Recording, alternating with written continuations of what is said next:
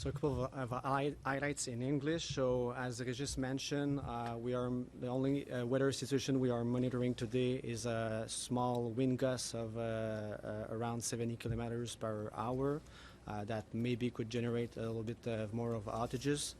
As total client restores since yesterday, we have now more than 500,000 customers where the power has been restored.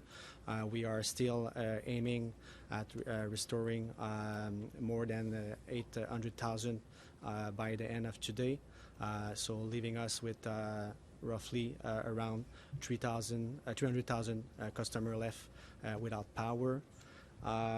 The major regions still affected are Montreal, with just above 300,000 customers out of service. Laurentide area with 60,000, Laval 81,000, and Outaouais also 53,000. So mainly the same region as yesterday.